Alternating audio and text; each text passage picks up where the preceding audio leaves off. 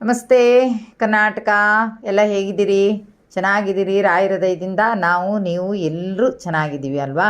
ಹಾಗೆ ತಾಯಿ ಮಂಚಾಲಮ್ಮನನ್ನು, ಗ್ರಾಮ ದೇವತೆ ಮಾರಿಕಾಂಬೆಯನ್ನು, ಆರಾಧ್ಯರನ್ನು ಸ್ಮರಣೆ ಮಾಡ್ತಾ ನಾನಿವತ್ತು ನಿಮ್ಮ ಕಾರ್ಯಕ್ರಮಕ್ಕೆ ಸ್ವಾಗತವನ್ನು ಬಯಸ್ತಾ ಇದ್ದೀನಿ. ಒಬ್ಬರು ನನಗೆ ಕಾಲ್ ಮಾಡಿರ್ತಾರೆ, ಎಷ್ಟು ಕರ್ಮ ಇದೆ ನಮಗೆ ಅಂತ. ಸಣ್ಣ ಇರುವಾಗಲೂ ನೋಡಿದಂತಹ ಕಷ್ಟ ಇವತ್ತಿನವರೆಗೂ ಮುಗಿದಿಲ್ವಾ? ಹಾಗಾದರೆ ಆ ಕರ್ಮ ಕಳೆಯುವುದಂತಲೇ ಇಲ್ವಾ? ಕರ್ಮ ಕಳೆಯುವುದು ಯಾವಾಗ ಅಂತ ಪ್ರಶ್ನೆ ಅವರದ್ದು. ಅದು ಕೇವಲ ನಾವೆಲ್ಲರೂ ಹೆಚ್ಚಾಗಿ ಹೇಳ್ತೀವಿ ಅಲ್ವಾ, ನಮ್ಮ ಕರ್ಮ ಕಳೆದೇ ಇಲ್ವಾ ಇನ್ನು? ಹಾಗಾದರೆ ಇನ್ನೂ ಎಷ್ಟು ಕರ್ಮ ಅನುಭವಿಸ್ತೀವಿ? ಇದನ್ನೆಲ್ಲ ಯೋಚನೆ ಮಾಡೋರು ನಾವು ತುಂಬ ಜನ ಇದ್ದೀವಿ. ಇಲ್ಲ ಅಂತ ಹೇಳೋಕ್ಕಂತೂ ಸಾಧ್ಯನೇ ಇಲ್ಲ. ಯಾಕಂದರೆ ಮನುಷ್ಯನಿಗೆ ಸುಖ ಒಮ್ಮೆ ಬರುತ್ತೆ, ಆ ಒಂದು ಹೊತ್ತಲ್ಲಿ ಪುಣ್ಯದ ಫಲ ಸಿಗುತ್ತೆ, ಆ ಟೈಮಲ್ಲಿ ಸುಖ ಇರುತ್ತೆ. ಮತ್ತೆ ಪಾಪದ ಫಲ ಬಂದಾಗ ಮತ್ತೆ ಕಷ್ಟ ಶುರುವಾಗ್ತೀನಿ. ಎಲ್ಲಿ ಬೇಕಾದರೂ ನೋಡಿ, ಶ್ರೀಮಂತ ಎಷ್ಟೇ ದೊಡ್ಡ ಶ್ರೀಮಂತ ಆಗಿದ್ರೂ ಸಹಿತ ಮಧ್ಯಂತರದಲ್ಲಿ ಅವನಿಗೆ ಕಷ್ಟಗಳು ಬಂದೇ ಬರುತ್ತೆ, ಬೇರೆ ಬೇರೆ ರೀತಿಯಲ್ಲಿ ಬರುತ್ತೆ. ಅದು ನಮಗೆ ಗೊತ್ತಾಗಲ್ಲ. ಬಡವನಿಗಾದರೆ ಬೇಗ ಕಾಣುತ್ತೆ ಕಷ್ಟ ಬಂದಿದ್ದು. ಆ ಏನು ಸುಖದ ಕ್ಷಣಗಳು ಸ್ವಲ್ಪ ಅನಿಸುತ್ತೆ, ಕಷ್ಟದ ಕ್ಷಣಗಳು ಜಾಸ್ತಿ ಅನಿಸುತ್ತೆ ನಮಗೆ ಅಲ್ವಾ? ಯಾಕೆ ಹೇಳ್ತಾ ಇದ್ದೀನಿ ಅಂದರೆ, ಹೌದು, ನಾವು ಇವತ್ತು ಮನುಷ್ಯರು ಹೇಗೋ ಆಗೋಯ್ತು, ಏನು ತಪ್ಪು ಮಾಡಿದೆವು, ಏನೇನು ಮಾಡಿದೆವು ಗೊತ್ತಿಲ್ಲ. ಆದರೆ ರಾಯರು ಏನು ತಪ್ಪು ಮಾಡಿದ್ದಾರೆ ಅಲ್ವಾ? ರಾಯರು ಕಂಡಂಥ ಕಷ್ಟ ಎಷ್ಟು. ನಾವು ರಾಘವೇಂದ್ರ ಮಹಾತ್ಮೆಯನ್ನು ನೋಡ್ತಾ ಇದ್ದರೆ ಅದು ಗೊತ್ತಾಗುತ್ತೆ ನಮಗೆ. ರಾಯರಿಗೆ ಮದುವೆ ಆಗುತ್ತೆ, ಮದುವೆ ಆದಮೇಲೆ ಸಂತಾನ ಆಗುತ್ತೆ, ಸಂತಾನ ಆದಮೇಲೆ ಚೆನ್ನಾಗಿ ಇರುತ್ತೆ ಸಂಸಾರ. ಎಷ್ಟು ಖುಷಿಯಾಗಿ ತಾಯಿ ಸರಸ್ವತಿಯ ಜೊತೆಗೆ ಇರ್ತಾರೆ ಅವರು. ಒಂದು ಮಗುನೂ ಆಗುತ್ತೆ ಅಲ್ವಾ? ಆ ಮಗುವಿನ ಜೊತೆ ಚೆನ್ನಾಗಿರುವಾಗ ಬಹುಶಃ ಈ ಕಥೆಯನ್ನು ಕೇಳೋದ್ರಿಂದ ಬಹುಶಃ ನಮ್ಗೆ ಸ್ವಲ್ಪ ಮನಸ್ಸಿಗೆ ಸಮಾಧಾನ ಆಗ್ಬೋದೇನೋ ಅಲ್ವಾ? ಒಂದು ದಿವಸ ಅವರು ಬರ್ತಾ ಇರುವಾಗ ಒಂದು ವಿಕಾರವಾದಂಥ ಒಂದು ಹೆಣ್ಣು ಸ್ತ್ರೀ ಅವ್ರಿಗೆ ಕಣ್ಣು ಮುಂದೆ ಕಾಣ್ತಾಳೆ. ಕಣ್ಣು ಮುಂದೆ ಕಂಡಾಗ ಅವರು ರಾಯರು ಕೇಳ್ತಾರೆ, ಯಾರಮ್ಮ ತಾಯಿ ನೀನು ಅಂತ. ಯಾರಮ್ಮ ತಾಯಿ ನೀನು ಅಂತ ಕೇಳಿದಾಗ ಅವಳು ಹೇಳ್ತಾಳೆ, ನಾನು ದರಿದ್ರ ದೇವತೆ. ಹಾಗಾದರೆ ಏನಾಗಬೇಕು, ಯಾಕೆ ಬಂದೆ ನೀನು ನನ್ನ ಮುಂದೆ ಅಂತ ಕೇಳಿದಾಗ ಅವ್ರು ಹೇಳೋದು ಏನಂದರೆ, ಇಲ್ಲ, ನಿಮ್ಮನ್ನು ಸಾಮಾನ್ಯರಂತೆ ಸೇರೋಕ್ಕಾಗಲ್ಲ ನನಗೆ. ಹಾಗಾಗಿ ನಾನು ನಿಮ್ಮ ಒಪ್ಪಿಗೆಯನ್ನು ಕೇಳಿ ನಿಮ್ಮನ್ನು ಪ್ರವೇಶ ಮಾಡಬೇಕು. ಯಾಕಂದರೆ ಮೂಲರಾಮನನ್ನು ಪೂಜೆಯನ್ನು ಮಾಡ್ತೀರಿ, ಶ್ರೀಹರಿಯ ವಂಶ ನೀವು. ಹಾಗಾಗಿ ನಾನು ನಿಮ್ಮನ್ನು ಸಾಮಾನ್ಯ ಮನುಷ್ಯರನ್ನು ಸೇರಿದ ಹಾಗೆ ಸೇರೋಕ್ಕಾಗಲ್ಲ ಅಂತಾಳೆ. ಆಗ ಅದಕ್ಕೆ ಒಪ್ಪಿಗೆಯನ್ನು ಕೊಡ್ತಾರೆ ನಮ್ಮ ರಾಯರು. ನೋಡಿ, ಒಪ್ಪಿಗೆ ಕೊಟ್ಟು ದರಿದ್ರ ದೇವತೆಯನ್ನು ತನ್ನ ಮೈ ಮೇಲೆ ಎಳ್ಕೊಂಡು ಕಷ್ಟವನ್ನು ಅನುಭವಿಸಿದಂತಹ ರಾಯರು. ಆಗೇನಾಗುತ್ತೆ, ಅದೆಲ್ಲ ಆದಮೇಲೆ ಆಗ ಒಂದು ಮಾತನ್ನು ಕೇಳ್ತಾರೆ ರಾಯರು, ಹೌದು, ನೀನು ಯಾವಾಗ ನನ್ನನ್ನು ಬಿಟ್ಟು ಹೋಗ್ತೀಯಾ ಅಂತ ಕೇಳ್ತಾಳೆ. ಆಗ ದರಿದ್ರ ದೇವತೆ ಹೇಳ್ತಾಳೆ, ನಾನು ನಿನ್ನನ್ನು ಯಾವಾಗ ಬಿಟ್ಟು ಹೋಗ್ತೀನಿ ಅಂದರೆ, ನಿನ್ನ ಹೆಂಡತಿ ಯಾವಾಗ ಗುರುಕುಲಕ್ಕೆ ಹೋಗೋಣ ಅಂತ ಹೇಳ್ತಾಳೋ ಆಗ ನಾನು ನಿನ್ನನ್ನು ಬಿಟ್ಟು ಹೋಗ್ತೀನಿ. ಆದರೆ ಅಲ್ಲಿಯವರೆಗೂ ನೀನು ಹೇಳುವ ಹಾಗಿಲ್ಲ.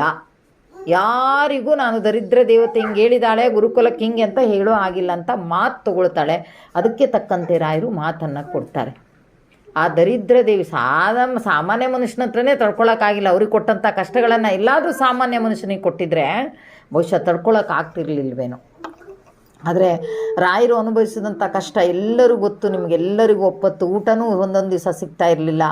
ಒಂದು ಹೊತ್ತು ಊಟ ಮಾಡಿದ್ದನ್ನು 3 ಹೊತ್ತು ಮಾಡ್ಕೊಂಡು ಹೋದ್ರಲ್ಲಿ ದಿನ ಕಳೀತಾ ಇದ್ದರು. ಮಗುವಿಗೆ ಒಂದು ತೊಟ್ಟ ಹಾಲಿಗೂ ಕಷ್ಟ ಬಂತು. ಆದರೆ ಅವರಿಗೆ ನೆರಳಾಗಿ ನಿಂತಿದ್ದು ಮಾತ್ರ ಅವರ ಹೆಂಡತಿ ಸರಸ್ವತಿ. ಎಷ್ಟೇ ಕಷ್ಟ ಬಂದರೂ ಒಂದಿನನೂ ನನಗೆ ಕಷ್ಟ ಆಯ್ತಲ್ಲ ಅಂತ ಹೇಳಲಿಲ್ಲ. ಯಾಕಂದರೆ ನಾವು ರಾಘವೇಂದ್ರ ಮಹಾತ್ಮೆಯನ್ನು ಕಂಡಾಗ ಗೊತ್ತಾಗುತ್ತೆ, ಅವರ ತಂದೆಯ ಮನೆ ಆಗರೊಬ್ಬ ಶ್ರೀಮಂತರು. ಹಾಗಂತೇಳಿ ಒಂದಿನನೂ ತನ್ನ ತಾಯಿಯ ಮನೆಗೆ ತವರೂರಿಗೆ ಹೋಗಿ ಕೇಳಲಿಲ್ಲ, ನಾನು ಕಷ್ಟದಲ್ಲಿದ್ದೀನಿ, ನನಗೆ ಸಹಾಯ ಮಾಡಿ ಅಂತ ಒಂದಿನನೂ ಕೇಳದೇ ಇರುವಂಥ ಸಾಧ್ವಿ ಶಿರೋಮಣಿ ಸರಸ್ವತಿ. ಆ ತಾಯಿಗೆ ಇವತ್ತು ಆ ತಾಯಿಯನ್ನು ಬಹುಶಃ ಕೊನೆಯ ಗಳಿಗೆಯಲ್ಲಿ ಹಂಗಾದಾಗ ಎಲ್ರಿಗೂ ನೋವಾಗುತ್ತೆ. ಎಷ್ಟು ಕಷ್ಟವನ್ನು ಅನುಭವಿಸಿದ್ರು ಗಂಡನ ಜೊತೆಗೆ. ಗಂಡನ ಪರವಾಗಿ ನಿಂತು ಗಂಡ ಏನೇ ಕಷ್ಟ ಅನುಭವಿಸು ನಗುನಗ್ತಾ ಅದನ್ನು ಸ್ವೀಕಾರ ಮಾಡಿದಂಥ ಆ ಸಾಧ್ವಿ ಶಿರೋಮಣಿಗೆ ಹೀಗಾಯ್ತಾ ಅಂತ ನೋವು ಇತ್ತು ನಮಗೆ ಅಲ್ವಾ? ಎಲ್ರಿಗೂ ನೋವಿದೆ ಅದು. ಕಡೆಗೆ ಹಾಗೆ ದಿನಗಳು ಕಳೀತಾ ಹೋಗುತ್ತೆ. ಎಷ್ಟು ಕಷ್ಟ, ಎಷ್ಟು ಮಟ್ಟಿಗೆ ಅಂದರೆ ಉಡೋಕ್ಕೆ ಪಂಚೆ ಸಹಿತ ಇರಲಿಲ್ಲ. ಉಡೋಕ್ಕೆ ಅದನ್ನೇ ಪಂಚೆನ 2 ಭಾಗ ಮಾಡಿಕೊಂಡು ಆ ಭಾಗದಲ್ಲಿ ಒಂದನ್ನು ಅದಿಸಿ ಇನ್ನೊಂದನ್ನು ಉಟ್ಕೊಂಡು ದಿನ ಕಳೆಯುವಂತಹ ದಿನಗಳು ನಮ್ಮ ರಾಯರಿಗೆ, ಅವರ ಧರ್ಮಪತ್ನಿಗೆ, ಅವರ ಮಗುವಿಗೆ ಬಂತು. ಒಂದು ಕಡೆಯಲ್ಲಿ ಉಲ್ಲೇಖ ಇದೆ ಏನಂದರೆ, ಆ ಮಗುವಿಗೂ ಸಹಿತ ಆ ತಂದೆ ತಾಯಿಯ ಕಷ್ಟ ಗೊತ್ತಾಗ್ತಿತ್ತಂತೆ. ಹಾಗಾಗಿ ಅದು ಒಂದಿನನೂ ಹಾಲು ಬೇಕು ಅಂತ ಕೇಳ್ತಿರ್ಲಿಲ್ವಂತೆ. ತನಗೇನು ಬೇಕು ಅಂತ ಕೇಳ್ತಾ ಇರಲಿಲ್ಲ ಅಂದರೆ ಆ ತಂದೆ ತಾಯಿ ಎಷ್ಟು ಸಂಸ್ಕಾರವಂತರು ಅಂತ ನಮಗಿಲ್ಗೂ ತೋರಿಸುತ್ತೆ ಅಲ್ವಾ. ಆ ಮಗು ಏನು ದೊಡ್ಡ ಮಗುವೇನಲ್ಲ. ನನ್ನ ತಂದೆ ತಾಯಿ ಕಷ್ಟವನ್ನು ನೋಡೋಕ್ಕಾಗದೆ ಒಂದು ದಿವಸ ಹಾಲು ಬೇಕು ಅಂತಿರ್ಲಿಲ್ವಂತೆ, ಒಂದು ದಿವಸ ಅದು ಕೊಡಿ ಇದು ಕೊಡಿ ಅಂತಿರ್ಲಿಲ್ಲಂತೆ. ಏನು ತಂದೆ ತಾಯಿಗಳು ತಗೋತಾ ಇದ್ದಾರೆ ಅದನ್ನು ಮಾತ್ರ ಆ ಮಗು ಸೇವಿಸ್ತಾ ಇತ್ತಂತೆ. ನೋಡಿ ಎಂಥ ಒಂದು ವಿಚಿತ್ರ ಅಲ್ವಾ.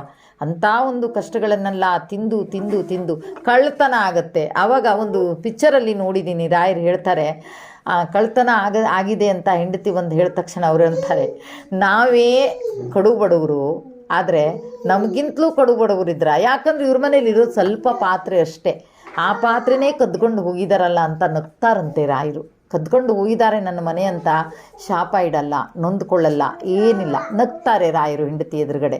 ನಮಗಿಂತಲೂ ದರಿದ್ರ ಇರಬೇಕು ಅವರಿಗೆ, ಪಾಪ ತಗೊಂಡು ಹೋಗಿದ್ದಾರೆ ಬಿಡು ಅಂತ. ಇಂಥ ಕಷ್ಟಗಳನ್ನೆಲ್ಲ ದೂಡಿ ದೂಡಿ ದೂಡಿ ದೂಡಿ ದೂಡಿ ಕೊನೆಗೂ ಇನ್ನೊಂದು ಏನದು ಸ್ವಾಭಿಮಾನ. ಗಂಡ ಆಗಲಿ ಹೆಂಡತಿ ಆಗಲಿ ಕೇಳೋದಿಲ್ಲ. ಯಾಕಂದರೆ 4 ಜನರಿಗೆ ಕೊಟ್ಟಂಥ ಕೈ, 4 ಜನರಿಗೆ ವಿದ್ಯೆ ಕಲಿಸಿದಂತಹ ಕೈ, 4 ಜನರಿಗೆ ಅನ್ನವನ್ನು ಕೊಟ್ಟಂತಹ ಕೈ ಇವತ್ತು ಕೈ ಒಡ್ಡಿ ಕೇಳುವ ಪರಿಸ್ಥಿತಿ ಇಲ್ಲ. ಅಷ್ಟು ಸ್ವಾಭಿಮಾನವನ್ನು ಇಟ್ಕೊಂಡಿದ್ರು ಅವರಿಬ್ಬರು ಗಂಡ ಹೆಂಡತಿ. ಕೊನೆಗೂ ಒಂದಿನ ಅವರ ಕನಸಲ್ಲಿ, ಅವರ ಧರ್ಮಪತ್ನಿಯ ಕನಸಲ್ಲಿ ಧರ್ಮಗುರುಗಳಾದಂತಹ ವಿಜಯೇಂದ್ರ ತೀರ್ಥರು ಒಂದು ಕನಸಲ್ಲಿ ಆ ಧರ್ಮಪತ್ನಿಗೆ ಹೇಳ್ತಾರೆ, ಅಮ್ಮ ಕಷ್ಟ ಅನುಭವಿಸಿದ್ದು ಸಾಕು, ನಿನ್ನ ಗಂಡ ಇನ್ನು ಮೇಲೆ ನಿನ್ನ ಗಂಡನನ್ನು ಗುರುಕುಲಕ್ಕೆ ಕರ್ಕೊಂಡು ಹೋಗು, ಗುರುಕುಲಕ್ಕೆ ಹೋಗೋಣ ಅಂತ ಹೇಳು ಅಂತ ಹೇಳಿ ಅವರ ಕನಸಲ್ಲಿ ಹೇಳ್ತಾರೆ. ಇನ್ನೂ ನಿನ್ನ ಗಂಡ ಎಷ್ಟೋ ಜನರನ್ನ ದರಿದ್ರತನವನ್ನು ದೂರ ಮಾಡಲಿಕ್ಕಿದ್ದಾರೆ ಅಂತ. ಅದು ನಿಜ, 100ಕ್ಕೆ 100 ಸತ್ಯ. ಎಷ್ಟೋ ಜನ ಇವತ್ತು ದರಿದ್ರತನವನ್ನು ರಾಯರನ್ನು ಸ್ಮರಣೆ ಮಾಡಿ ಕಳ್ಕೊಂಡಿದ್ದಾರೆ. ಸಾಲವನ್ನು ಮಾಡಿ ನಾವು ಮಾಡ್ಕೊಂಡಿದ್ದೀವಿ, ಅದು ನಿಜ. ಆದರೆ ಅದರಲ್ಲೂ ಒಂದು ದಾರಿಯನ್ನು ತೋರಿಸಿ ರಾಯರು ಕರ್ಕೊಂಡು ಹೋಗ್ತಾ ಇದ್ದಾರಂತಾದರೆ, ಆವತ್ತು ವಿಜಯೇಂದ್ರ ಗುರುಗಳು ಹೇಳಿದಂಥ ಎಷ್ಟೋ ಜನರ ದರಿದ್ರವನ್ನು ನಿನ್ನ ಗಂಡ ದೂರ ಮಾಡ್ತಾನೆ, ಹಾಗಾಗಿ ಗುರುಕುಲಕ್ಕೆ ಕರ್ಕೊಂಡು ಹೋಗುವಂತ. ಬೆಳಿಗ್ಗೆ ಎದ್ದ ತಕ್ಷಣ ರಾಯರ ಹತ್ರ ಹೋಗಿ ಸಾಧ್ವಿ ಶಿರೋಮಣಿ ಸರಸ್ವತಿಯವರು ಹೇಳ್ತಾರೆ, ಇಲ್ಲ ನಾವು ಇನ್ನು ಗುರುಕುಲಕ್ಕೆ ಹೋಗೋಣ ಅಂತ. ಗುರುಕುಲಕ್ಕೆ ಆಗ ಅಲ್ಲಿಗೆ ಮಾತಿದೆ, ದರಿದ್ರ ಲಕ್ಷ್ಮಿದು ಅಲ್ಲಿಗೆ ಮಾತಿದೆ, ದರಿದ್ರ ದೇವತೆದು. ಆಗ ಅವಳು ಹೇಳಿದ ಪ್ರಕಾರನೇ ಯಾವಾಗ ನಿನ್ನ ಹೆಂಡತಿ ಗುರುಕುಲಕ್ಕೆ ಕರ್ಕೊಂಡು ಹೋಗ್ತಾರೋ ಆವಾಗ ನಾನು ನಿಮ್ಮಿಂದ ಬಿಡುಗಡೆ ಆಗ್ತೇನೆ ಅಂತಲೂ ಸಹಿತ ಹೇಳ್ತಾಳೆ. ಹಾಗೆ ಅವರು ಮಠಕ್ಕೆ ಕೊನೆಗೂ ರಾಯರು, ಸರಸ್ವತಿಯವರು ಹಾಗೂ ಮಗು 3 ಜನ ಸೇರಿ, ಅವರು 3 ಜನ ಸೇರಿ ಗುರುಕುಲಕ್ಕೆ ಹೋಗ್ತಾರೆ. ಸುಧೀಂದ್ರ ತೀರ್ಥರ ಆಶೀರ್ವಾದವನ್ನು ಯಾವಾಗ ತಗೋತಾರೆ ಆಗ ದರಿದ್ರ ದೇವತೆ ಅವರನ್ನು ಬಿಟ್ಟು ಹೋಗ್ತಾಳೆ.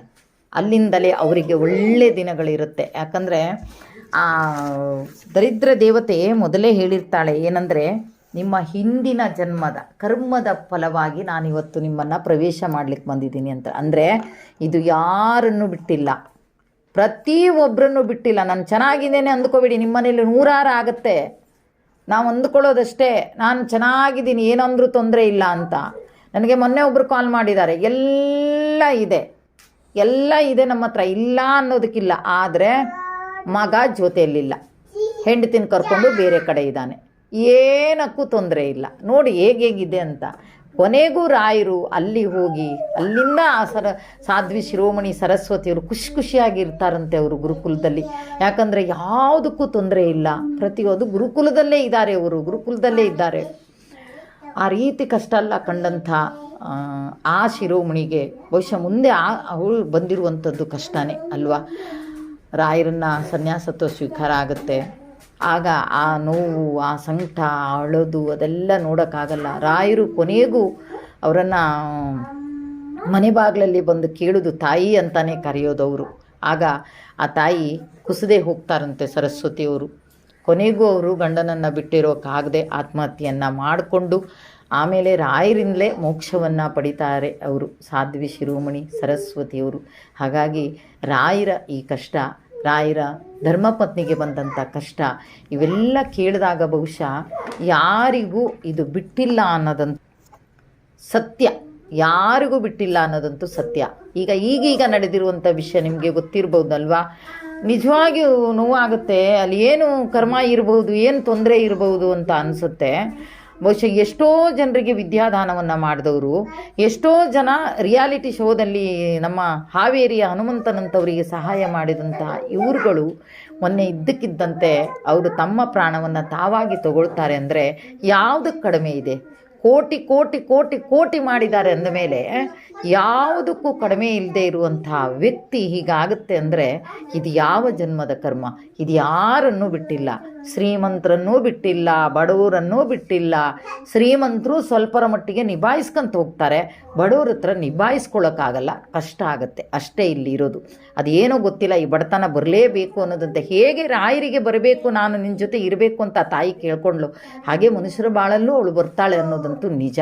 ಹಾಗಾಗಿ ಹೌದು, ಕರ್ಮಫಲ, ಕರ್ಮಗಳು ಕಳೆಯೋದಿಲ್ವಾ ಅದು ಗೊತ್ತಿಲ್ಲ, ಅದಕ್ಕೆ ಉತ್ತರ ಇಲ್ಲ ನಮ್ಮಿಂದ. ಅದು ಹೇಗೆ ಕಳೆಯುತ್ತೆ, ಹೇಗೆ ಸುಖ ಬರುತ್ತೆ ಏನು ಗೊತ್ತಿಲ್ಲ. ಈ ಕರ್ಮ ಕಷ್ಟ ಕಳೀತು, ಕಷ್ಟ ಕಳೀತು, ನನಗೆ ಸುಖ ಬಂತು ಅಂತ ಯೋಚನೆ ಮಾಡ್ತಾ ಇದ್ದರೆ ಮುಂದೆ ನಿನಗೆ ಕಷ್ಟ ಇಲ್ಲ ಅಂತ ಅಲ್ಲ, ಇರಬಹುದು ಮುಂದೆ. ಅಥವಾ ಈಗ ಕಷ್ಟ ಇದೆ, ನನ್ನ ಜೀವನ ಪೂರ್ತಿ ನಾನು ಬದುಕೋದೇ ಇನ್ನು ಹೀಗೆ ಹೋಗ್ಬಿಡ್ತೀನೇನೋ ಅನ್ನೋರಿಗೂ ಸಹಿತ ಮುಂದೊಂದು ದಿವಸ ಸುಖವನ್ನು ಇಟ್ಟಿರ್ತಾನೆ. ನನ್ನ ಫ್ರೆಂಡ್ ಒಬ್ರು ಹೇಳ್ತಾರೆ ಏನು ಅಂದರೆ, ಈಗ ಬರೀ ಕಷ್ಟ, ಬರೀ ಕಷ್ಟ ಕಷ್ಟ ಕಷ್ಟ ಕಷ್ಟ, ಎಲ್ಲಿ ಮರ್ಯಾದೆ ಹೋಗುತ್ತೋ, ಎಲ್ಲಿ ಏನಾಗುತ್ತೋ ಅನ್ನೋ ರೀತಿಯಲ್ಲಿ ಜೀವನವನ್ನು ಕಳೀತಾ ಇರೋ ನಾನು. ನಾಳೆ ಒಂದು ದಿವಸ ನನಗೆ ಬದುಕೋಕೆ ಆಸೆ ಇಲ್ಲ, ನಾಳೆ ಒಂದಿನ ಸುಖ ಬಂತು ಅಂದರೆ ಆಗ ನನಗೆ ಬದುಕೋ ಆಸೆ ಆಗುತ್ತೆ. ಆಗೇನಾಗುತ್ತೆ ಅಂದರೆ ದೇವರು ಬೇಗ ನನ್ನನ್ನು ಕರ್ಕೊಂಡು ಹೋಗ್ತಾನೆ ಅಂತ. ಇದು ಪ್ರತಿಯೊಬ್ಬರ ಬಾಳಲ್ಲಿ ಹೆಚ್ಚಾಗಿ ಆಗುವಂಥದ್ದು ಅಲ್ವಾ. ಅಂದರೆ ಕಷ್ಟ ಜೀವನದಲ್ಲಿ ನೀವು ಸಾವು ಬೇಕು ಅಂದರೂ ಕೊಡೋದಿಲ್ಲ, ಅದೇ ಸುಖ ಜೀವನದಲ್ಲಿ ಸುಖವಾಗಿದ್ದೀನಪ್ಪ, ಇನ್ನೂ ಇಂದಿಷ್ಟು ವರ್ಷ ಬದುಕಬೇಕು ಅನ್ನುವಾಗ ಆವಾಗ ಆಯುಷ್ಯ ತೀರಿ ಹೋಗಿರುತ್ತೆ ಅಂತವ್ರು ಆಡಿದಂಥ ಮಾತು.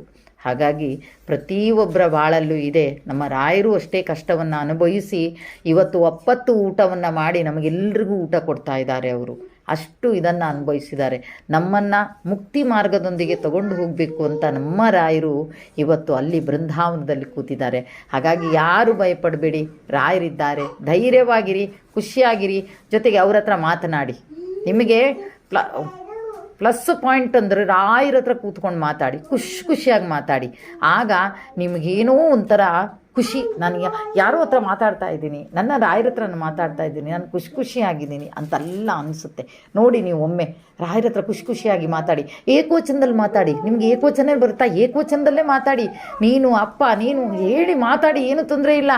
ನೀವು ಒಬ್ಬರೇ ರಾಯರ ಹತ್ರ ಮಾತಾಡ್ತಾ ನಿಂತ್ಕೊಂಡಿರ್ತೀರಾ, ಆ ಒಂದು ಅನುಭವನೇ ಬೇರೆ ಆಗಿರುತ್ತೆ. ಅವತ್ತಿಡೀ ನೀವು ಖುಷಿಯಾಗಿರ್ತೀರಿ, ನೋಡ್ತಾ ಇರಬೇಕಾದ್ರೆ ಹಾಗಿರುತ್ತೆ. ಹಾಗಾಗಿ ನಮ್ಮ ಜೊತೆಗೆ ನಮ್ಮ ರಾಯರಿದ್ದರು ಅಂದಮೇಲೆ ಖಂಡಿತವಾಗಿಯೂ ನಮ್ಮ ರಾಯರು ಕಾಪಾಡ್ತಾರೆ. ಯಾರು ಚಿಂತೆಯನ್ನು ಮಾಡಬೇಡಿ. ಎಲ್ಲರೂ ಪಾಪಕರ್ಮವನ್ನು ಕಳೀತಾರೆ. ಕಳೆಯೋಕ್ಕೋಸ್ಕರನೇ ವ್ರತ, ಪೂಜೆ, ನಾಮಲೇಖನ, ನಾಮಸ್ಮರಣೆ ಎಲ್ಲವನ್ನು ಮಾಡ್ತಾ ಇದ್ದೀವಿ. ಹಾಗಾಗಿ ರಾಯರು ಎಲ್ರಿಗೂ ಒಳ್ಳೆಯದನ್ನು ಮಾಡಲಿ ಅಂತ ಹೇಳ್ತಾ ಇವತ್ತಿನ ಕಾರ್ಯಕ್ರಮವನ್ನು ಇಲ್ಲಿಗೆ ಮುಗಿಸ್ತಾ ಇದ್ದೀನಿ. ಜೈ ಹಿಂದ್, ಜೈ ಕರ್ನಾಟಕ ಮಾತೆ, ಸರ್ವೇ ಸುಖಿನೋ ಭವಂತು.